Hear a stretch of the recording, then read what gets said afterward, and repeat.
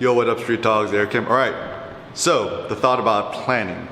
So, man, even like half a year ago, or 6 months ago, 3 months ago, freaking no way in freaking hell could have anybody predicted the effects of COVID-19.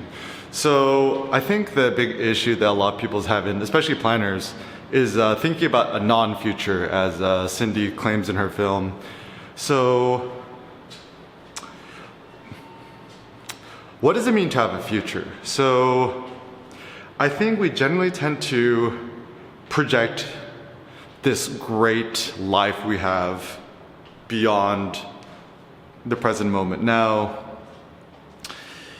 I think, okay, so obviously I've read a lot of philosophy and I've thought about this for a long time, but I think for me the practical strategy is put no faith in tomorrow and just, don't put off into tomorrow that you wouldn't want done off when you're dead. But also it's good to procrastinate too, where procrastinating on things you don't really care about, that if you died and left undone, it wouldn't really bother you so much. Now, I think this is important because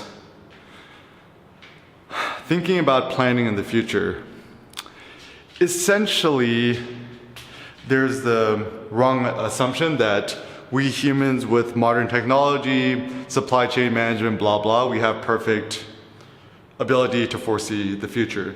Now, ever since the past, when we've always handsomely rewarded predictors well because we wanted to impose some sort of order upon the chaos, which is life. And I think ultimately it's because people are afraid of death, loss, tragedy, pain, suffering, and it looks like those who are highest up actually have the most to lose, and so there's a lot of fear of losing what you already got. Now, I've never been a planner, and it actually looks like the funny consequences, with the whole COVID-19.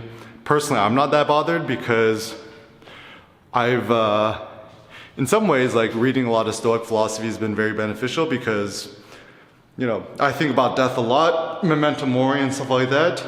And if you think about death a lot and you think about the shortness of life and stuff like that, then what happens is you never take any day for granted, and in your life, you live your life in accordance that like today could be your last, right?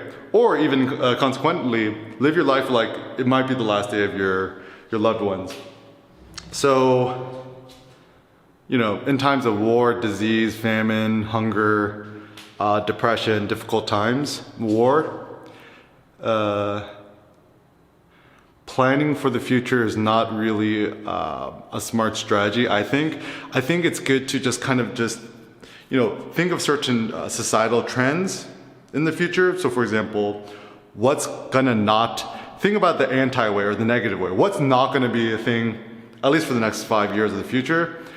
Anything that has to do with touching physical things, probably out the window. I think it's gonna be really hard to start dating people or trying to get laid or whatever, because no one's gonna be wanting to touch nobody. So maybe right now is not a good time to try to find your life partner. I don't know, who knows? And what are certain things which are gonna go up, right?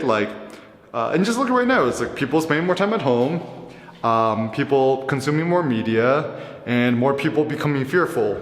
And I like the thinking that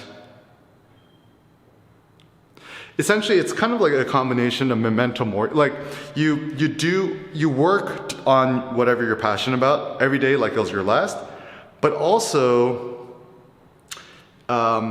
in whatever you're working on today, imagine like it's things that could still be relevant 5 years from now, or it's kind of like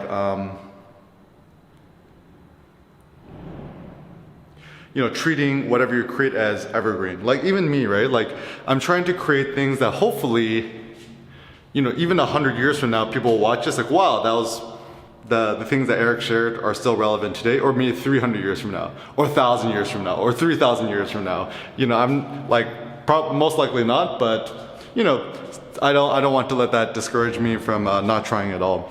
So, you know, even COVID-19, it's going to come and go. The question is when. I predict it's going to be around for at least another like 3 to 5 years is my personal prediction. I might be wrong, and even if I'm right, I don't really care. But essentially, it's better to over predict the worst outcome, and then if the worst outcome happens, then you're like, oh shit, I predicted this anyways.